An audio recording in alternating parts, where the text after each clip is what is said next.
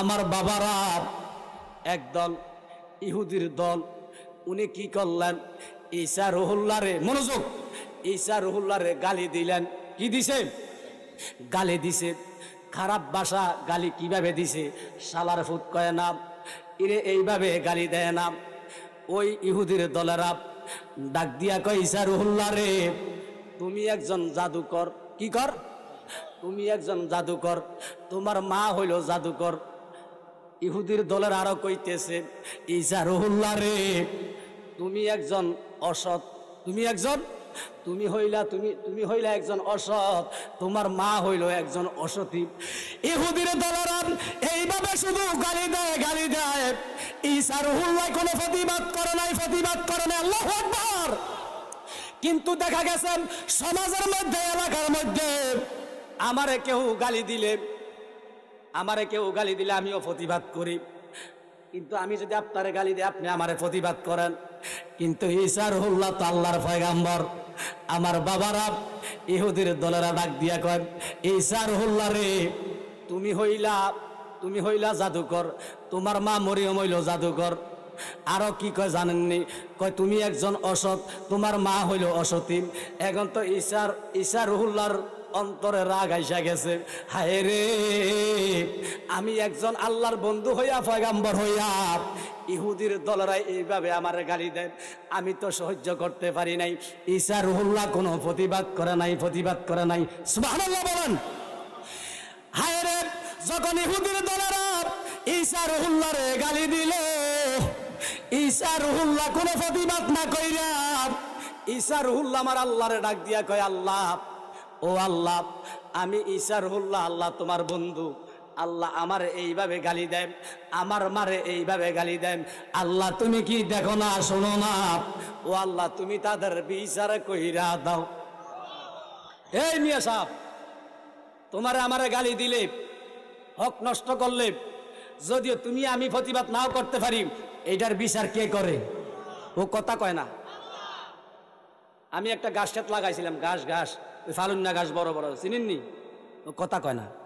গরুর যে কাইটটা খাবা, বড় বড় ঘাস, চিনেন না আপনারা? তা আমি 2 ঘন্টা লাগাইছিলাম, 2টা গরু আছে, কথাটা বোঝেন না? ও ভাই রে, এইবার তো খেরের পয়সা সব জায়গায়, এটা সবাই জানে। কথা কয় না কা?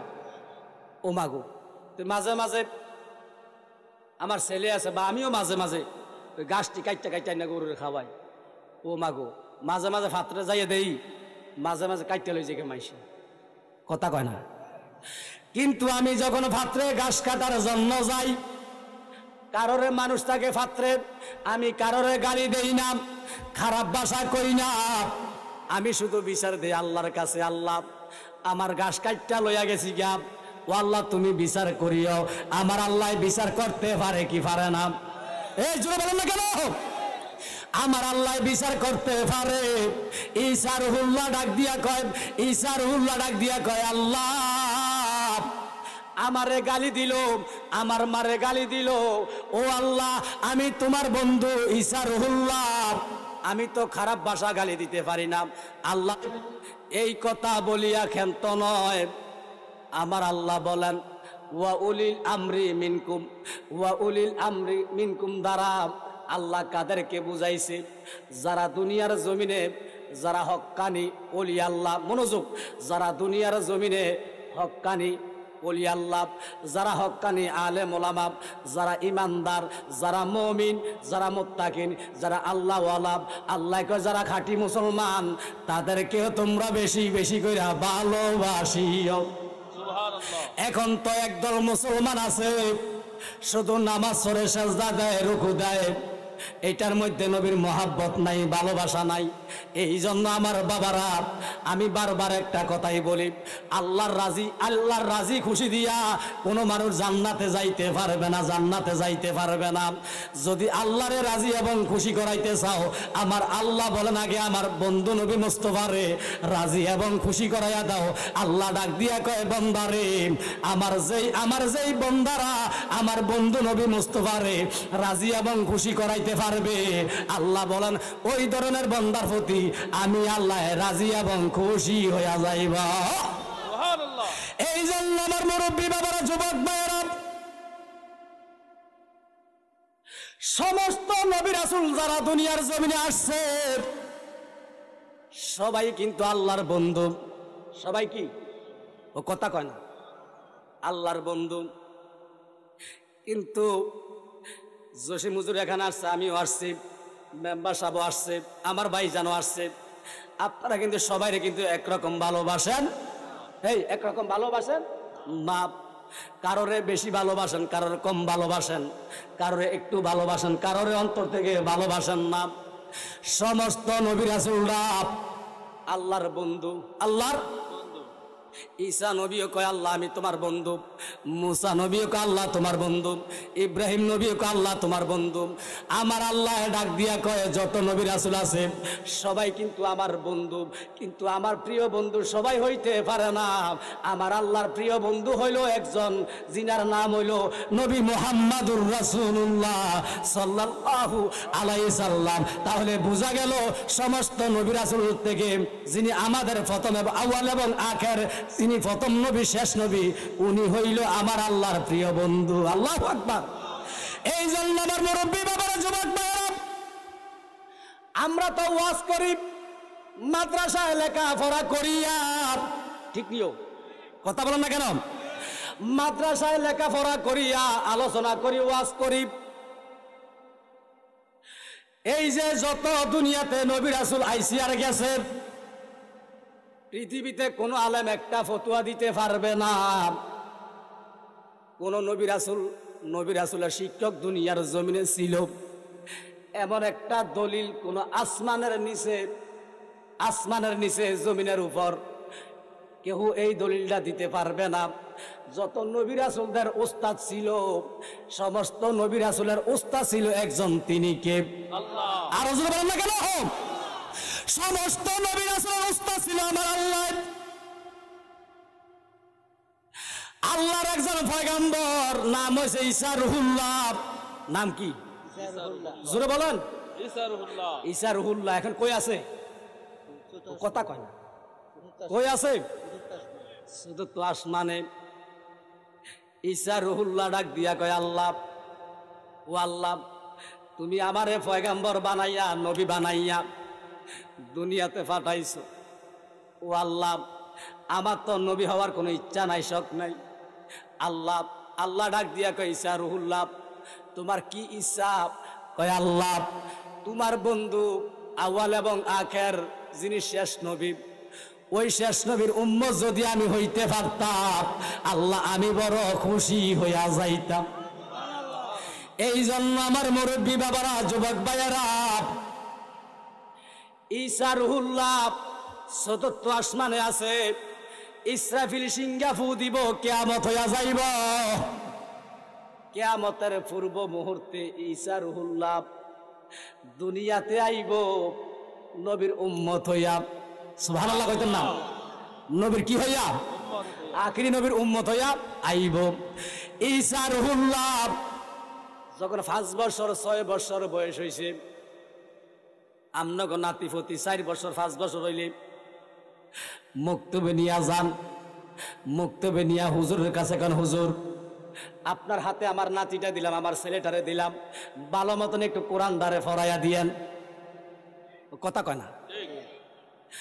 আমার বাবারা, ঈসা রুহুল্লাহ ছোট মানুষ, মা মরিয়ম ঈসা রুহুল্লাহরে লইয়া মুক্তবের মধ্যে গেছে। মুক্তবের মধ্যে নিয়া মা মরিয়ম ডাক দিয়া কয়, হুজুর আমার সন্তানদারে দিলাম মুক্তবে, আপনি একটু ভালো মতন ফরাইয়েন। মারহাবা।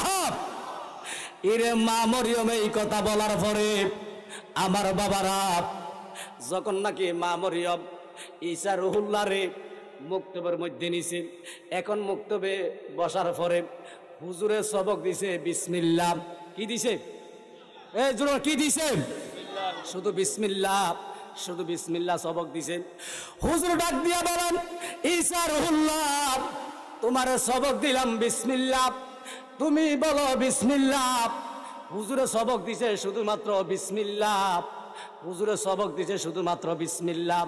হুজুরে সবকটা দিতে দেরি রে, ঈসা রুহুল্লাহ ডাক দিয়া কয় বিসমিল্লাহির রহমানির রহিম। হায় রে, হুজুর তো অবাক হইয়া গেল, হুজুর তো অবাক হইয়া গেল, পাগল হইয়া গেল। এইটা কেমন ছাত্র, আমার কেমন ছাত্র। মাত্র আমি শিক্ষা দিলাম, মাত্র বিসমিল্লাহ, শুধু বিসমিল্লাহ পড়ার জন্য আমি বললাম।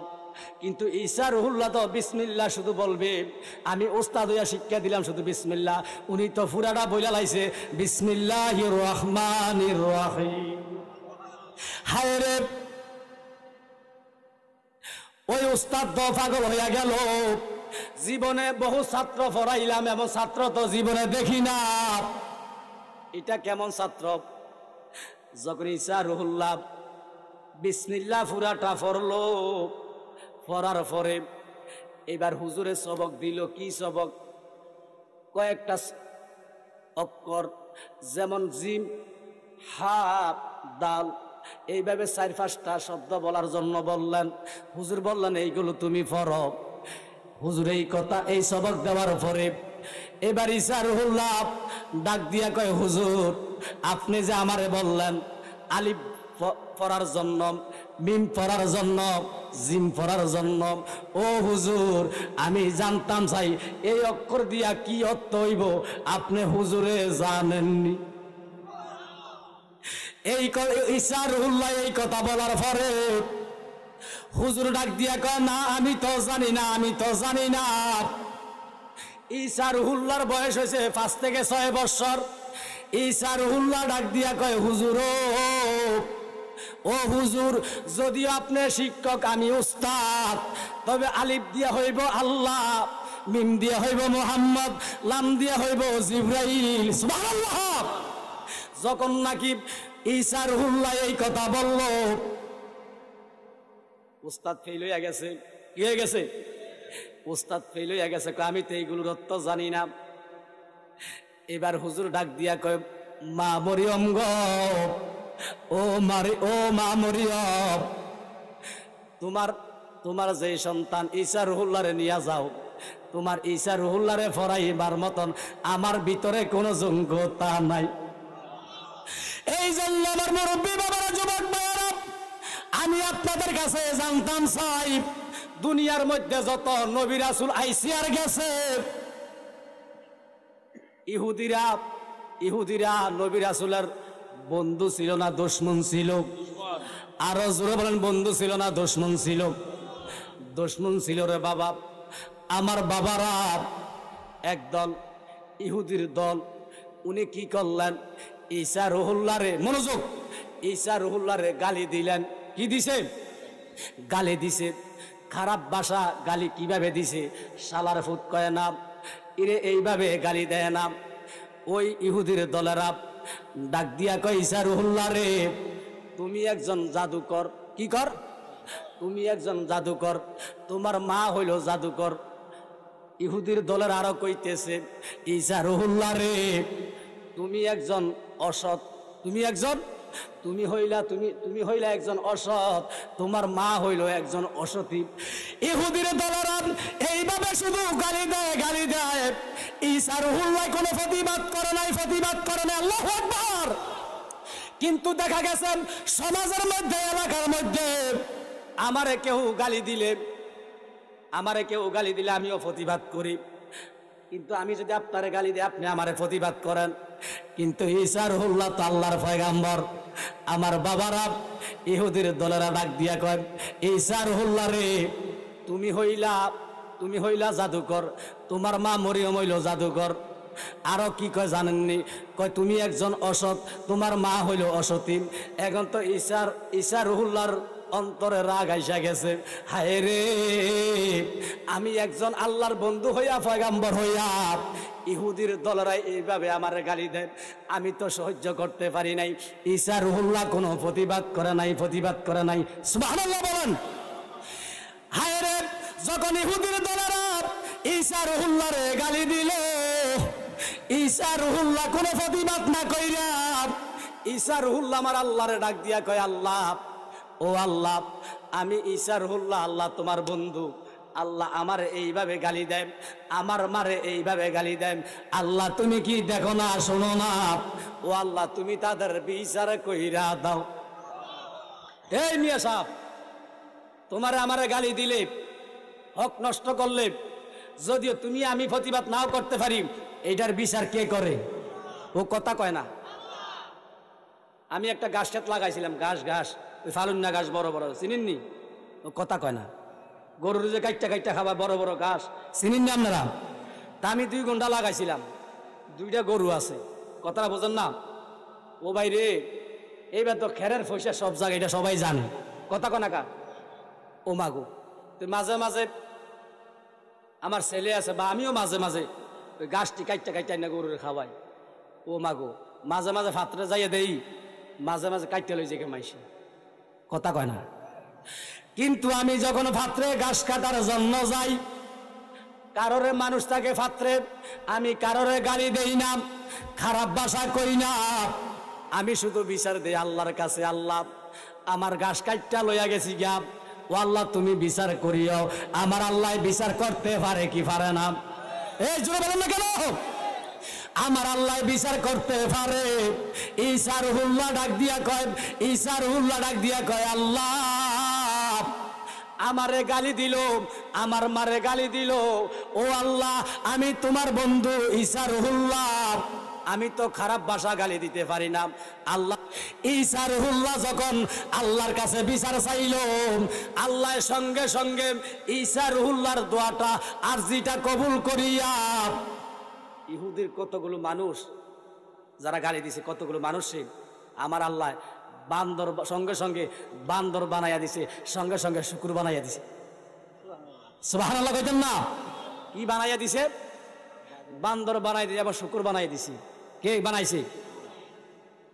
ওই ইহুদি দলেরা কইতেছে মনে হয় এগুলো এই ঈসা রুহুল্লাহ জাদু কইরা মনে হয় বান্দর বানাইছে, কিন্তু নাম বিচার করছে কে? আরো জোরে বলেন। আল্লাহ বিচার করছে। সমাজের মধ্যে, এলাকার মধ্যে সমাজের একজন প্রধান থাকে কি থাকে না? আরো জোরে, সমাজের একজন প্রধান থাকে কি থাকে না? ও আমার মুরব্বী বাবারা, যুবক ভাইয়েরা, যখন কয়েকজন ইহুদিদেরকে বান্দর বানাইয়া দিল, শুকর বানাইয়া দিছে, এখন ইহুদি দলের একজন প্রধান আছে, তার কানে আসছে কিছু ইহুদি লোকেরে বান্দর বানাইয়া দিছে, আল্লাহ শুকর বানাইয়া দিছে। আল্লাহ বানাইছে এটা তারা বিশ্বাস করে না, মনে করছে ঈসা রুহুল্লাহ বানাইছে। আমার বাবারা, ইহুদের প্রধান উনি কি করলেন? হায় রে, সমস্ত ইহুদি যারা আছে সমস্ত ইহুদিদেরকে ডাকলেন, ডাক দিয়া কয়, দেখো না ঈসা রুহুল্লাহ উনি জাদু কইরা কিছু বান্দর বানাইছে, শুকুর বানাইছে। এবার ইহুদিদের প্রধান যিনি, উনি ডাক দিয়া প্রত্যেকটা ইহুদির কাছে মেসেজ দিল, চলো চলো আমরা যেইভাবে হোক ঈসা রুহুল্লাহরে কতল করে দেয়, ঈসা রুহুল্লাহরে কতল করে দেয়। ঈসা রুহুল্লাহরে যদি কতল না করবা, তাহলে আমরাও তো ঈসা রুহুল্লাহ শুকুর এবং বান্দর বানায়া দিবা।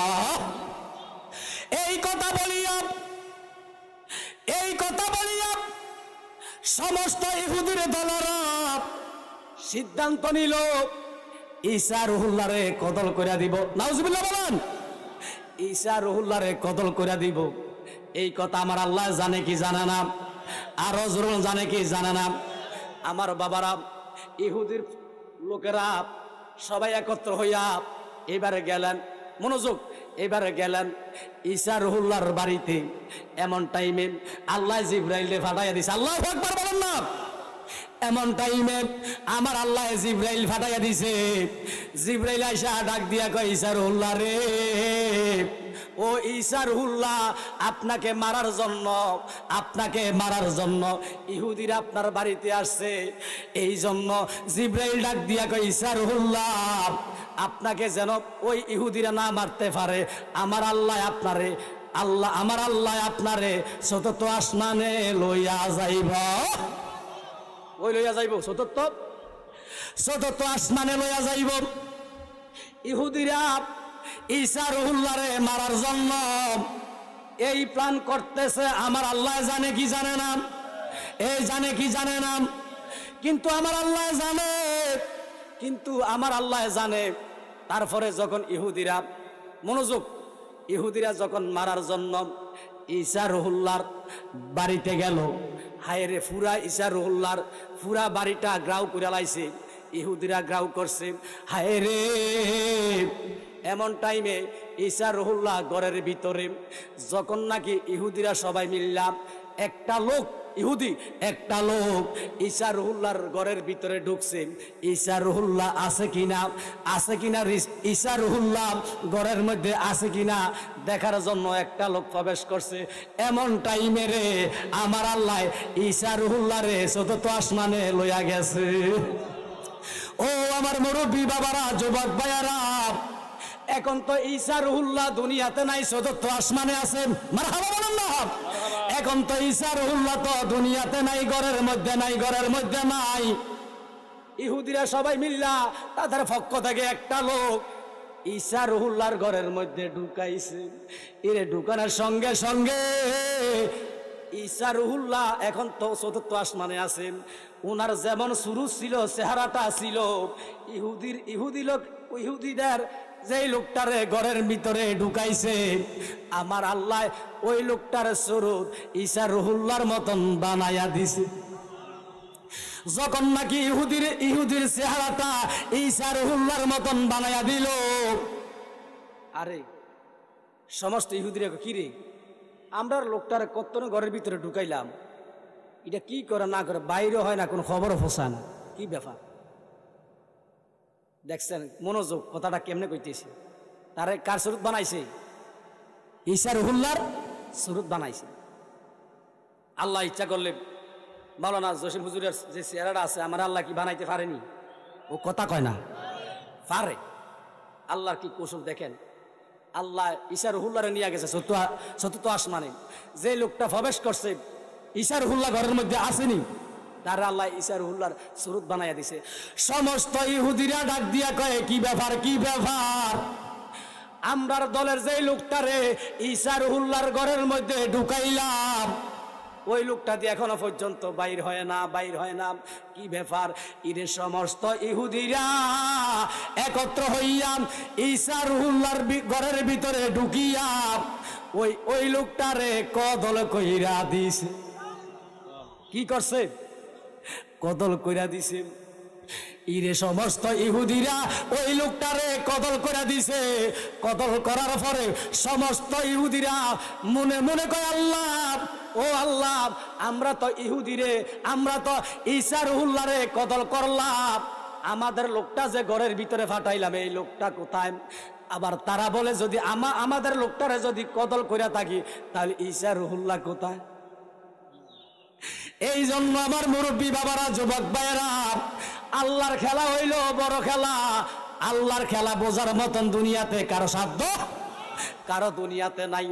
আমার আল্লাহ ঈসা রুহুল্লাহরে বাঁচাইবার জন্য আমার আল্লাহ চতুর্থ আসমানে পাঠাইয়া দিছে।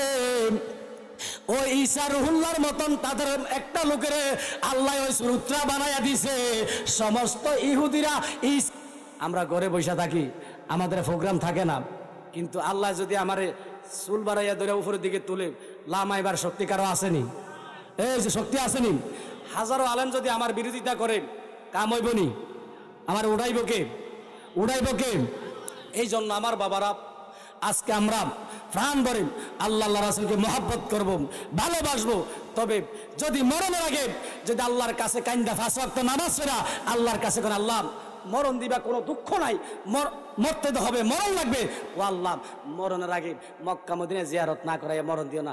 আল্লাহ ইচ্ছা করলে যদি মক্কা মদিনা নাও যায়, আল্লাহ নিতে পারে, কিন্তু আপনারা বাঙ্গা করে আমার নবী আসতে পারে কি পারে না? কথা কয় না। আল্লাহ ইচ্ছা করলে মরণের আগে আমাদেরকে মক্কা মদিনা নিতে পারে কি পারে না?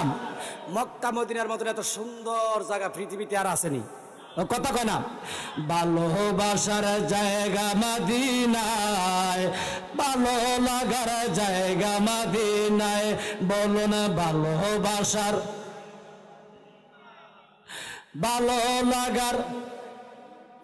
খারাপ লাগে? খারাপ লাগেনি? তার মানে একটু জবান খুলে বলেন না, ভালোবাসার জায়গা মদিনায়, ভালো লাগার জায়গা মদিনায়, বলো না ভালোবাসার, ভালো লাগার।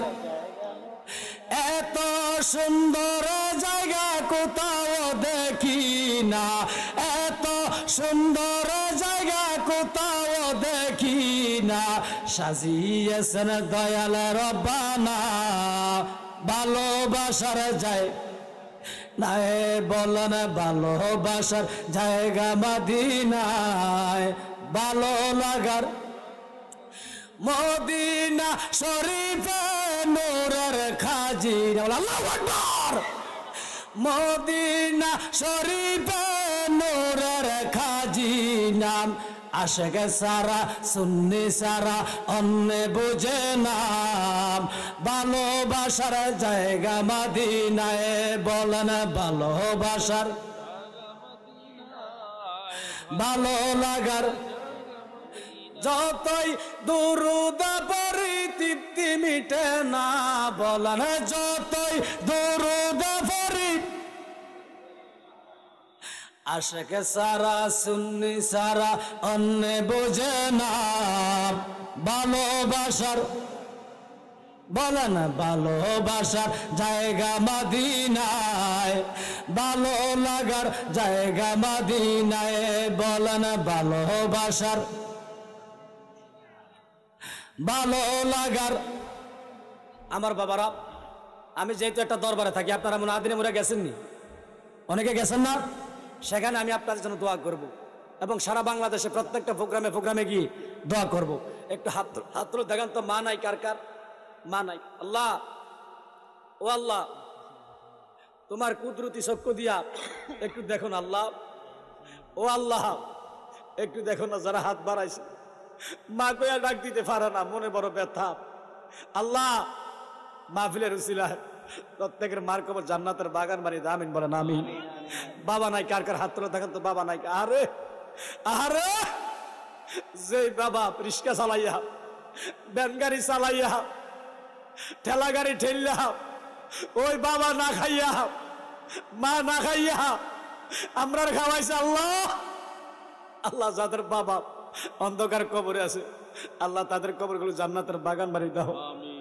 মাও নাই বাবাও নাই, কারা কারা আছে হাত তুলেন? মাও নাই বাবাও নাই, মাও নাই বাবাও নাই। আহারে আহারে, এই দুনিয়াটা ঘুরা ঘুরা কত হাজার হাজার লক্ষ লক্ষ মানুষ দেখি। আহারে, লক্ষ লক্ষ মানুষ দেখা যায়, মার মতন কারোর দেখি না, আর বাবার মতন কারোর দেখি না। আল্লাহ, এই অনেক যুবক আছে, মুরব্বী আছে, বাড়িতে যাইব, অনেক সন্তানেরা মা কইয়া ডাক দিব, বাবা কইয়া ডাক দিব। আল্লাহ, যাদের মা বাবা কবরে আছে আল্লাহ তাদের কবরগুলো জান্নাতের বাগান বানিয়ে দাও আমিন বলেন। আল্লাহ, আল্লাহর কসম দিয়া কই, এই কথাটা সবসময় খেয়াল রাখবেন। আল্লাহর কসম দিয়া কই, আল্লাহর কসম দিয়া কই, মানুষ যখন কবরে চলে যায়, তার মৃত্যু হইয়া যায়, সমস্ত নেক আমল বন্ধ হইয়া যায়। আমার আল্লাহ কয় না না, তিন শ্রেণীর মানুষ আছে, তারা যদিও মরিয়া যায়, কিয়ামত রাগ পর্যন্ত তাদের কবরের মধ্যে সওয়াব পৌঁছতে থাকে। সুবহানাল্লাহ, আল্লাহর কসম, আল্লাহর কসম। তিন শ্রেণীর লোক হইল, যারা এক নম্বরে মসজিদে দান কইরা যারা মরিয়া যাইব, আল্লাহর কসম, আল্লাহর কসম, আল্লাহর কসম, তিনবার কইছি, এই মসজিদে দান করে যারা কবরে চলে যাইব, এই যে মসজিদে দান করছে, এই সওয়াবটা পাহাড় পরিমাণ সওয়াব হইয়া কিয়ামত রাগ পর্যন্ত আমার আপনার কবরের মধ্যে পৌঁছতে থাকবে। সুবহানাল্লাহ। এই জন্য আমার বাবা এমন একটা মায়ের সন্তান আছেন, হুজুর, হুজুরও আল্লাহ আমার সন্তান কম দিছে না হুজুর, আল্লাহ আমার দুইটা সন্তান প্রবাসে আছে হুজুর, আমি লক্ষ লক্ষ টাকার মালিক হুজুর, আমার অর্থ সম্পদের অভাব নাই হুজুর, আমার খাউন্যা তো নাই হুজুর, খাউন্যা নাই হুজুর, মা কইয়া ডাক দিতে পারি না, একটু দোয়া করেন, বাবা কইয়া ডাক দিতে পারি না হুজুর, দোয়া করেন। একটা লোক আছেন যে হুজুর, আমি মসজিদের জন্য আমি 10,000 টাকা 5,000 টাকা আমি দিলাম হুজুর, আমার জন্য খাস করে দোয়া করবেন। আরে এই সুন্দর বিল্ডিং, এই সুন্দর বাড়ি, এই সুন্দর বউ, এই সুন্দর ফুলাফাইন, এই সুন্দর জায়গা জমিন, সব জায়গার মধ্যে পড়ে থাকবো, আহারের সাথে সাথে কিছু যাবে না, আরে সঙ্গে কিছু যাবে না। আসেনি একটা লোক যে হুজুর, আমি মসজিদের কাজের জন্য হুজুর আমার মার নামে, আমার বাবার নামে হুজুর আমি 10,000 টাকা দিয়ে গেলাম বা 5,000 টাকা দিয়ে গেলাম। আসেনি একটা লোক? আসেনি? আহারে আহারে চান না একটু? আহারে চান না? ও আল্লাহর ফেরেশতারা, আল্লাহর ফেরেশতারা এখানে হাজির হয়ে গেছে। আহারে ফেরেশতারা তাকাইয়া রইছে রে, আর ফেরেশতারা তাকাইয়া রইছে। নাম কি? আরে নাম হয়েছে মিজানুর রহমান। কত মিজানুর রহমান ব্যবসায়ী, মিজান ভাই, কত মিজানুর রহমান ওই হসপিটালে শুয়ে শুয়ে কান্দে। আরে আল্লাহ এমন রোগ দিয়া দিছে রে, আরে এমন রোগ দিয়া দিছে, কয় তুই যদি 10 কোটি টিয়া 5 লক্ষ টাকা খরচ করস, তোর রোগ আমি বালা করতাম না। আরে কত মিজান ভাই হসপিটালে শুয়ে শুয়ে কান্দে। আরে ওই কত মিজান ভাই ওই ফুসকুনির ফারে, ওই বাসমুরার নিচে, ওই জঙ্গলের নিচে শুয়ে রয়েছে। ও আল্লাহ, আমার মিজান ভাই কেমন মায়ের কেমন সন্তান রে আল্লাহ। আহারে আমার মিজান ভাই আল্লাহর ঘরকে কত ভালোবাসে, মহাব্বত করে। আল্লাহ বিশিষ্ট ব্যবসায়ী আমার মিজান ভাই নগদা নগদি দিয়ে গেছে 10,000 টাকা, 10,000 টাকা। ও আল্লাহ, আমার মিজান ভাইয়ের দানটা কবুল করো, মঞ্জুর করো। আল্লাহ দানের খবর শোনার মদিনায় পৌঁছাইয়া দাও মাবুদ।